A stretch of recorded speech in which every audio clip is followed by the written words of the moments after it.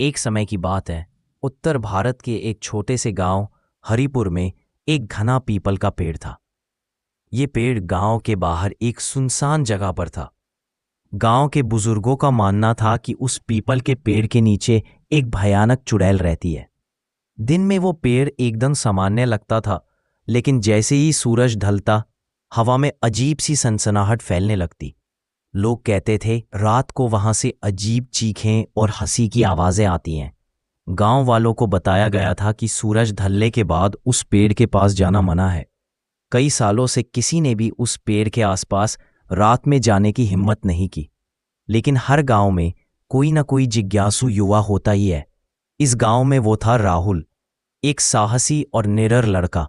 राहुल ने बचपन से ही इन कहानियों को सुना था, लेकिन उसे लगता था कि ये सब सिर्फ डराने के लिए बनाई गई बातें हैं। एक दिन उसने ठान लिया कि वो रात को जाकर देखेगा कि असलियत क्या है। अगली रात जब चांदनी अपने शबाब पर थी और गांव के लोग गहरी नींद में थे, राहुल चुपचाप उस पीपल के पेड़ की ओर निकल पड़ा। जैसे ही वो पेड़ के पास पहुंचा, ठंडी हवा तेज हो गई। राहुल ने देखा कि पेड़ की पास हल्की सी नीली रोशनी चमक रही थी। डर के बावजूद वह और करीब गया। अचानक एक ठंडी हवा का झोंका आया और एक डरावनी छाया उसके सामने प्रकट हुई। वह एक लंबी सफेद साड़ी पहने और उलझे बालों वाली औरत थी, चुड़ैल।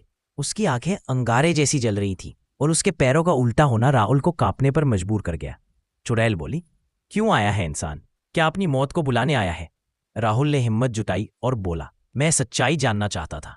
क्या तुम वाकई लोगों को नुकसान पहुंचाती हो? चुड़ैल कुछ पल चुप रही, फिर बोली, मैं तब तक किसी को नुकसान नहीं पहुंचाती जब तक कोई मुझे छेड़ता नहीं। वर्षों पहले गांव वालों ने मुझे बिना वजह दोषी ठहराया और मार दिया। मेरी आत्मा यही बंध गई। राहुल ने उसकी बात सुनी और बोला, अगर मैं तुम्हारी आत्मा को शांति दिलाने का रास्ता निकालो तो क्या तुम गांव छोड़ दोगी? चुड़ैल की आंखों में आंसू आ गए। उसने हामी भरी। अगले दिन राहुल ने गांव के पंडित के साथ हवन कराया, पूजा की और चुड़ैल की आत्मा की शांति के लिए विशेष अनुष्ठान किया। जब रात को राहुल फिर पेड़ के पास गया, चुड़ैल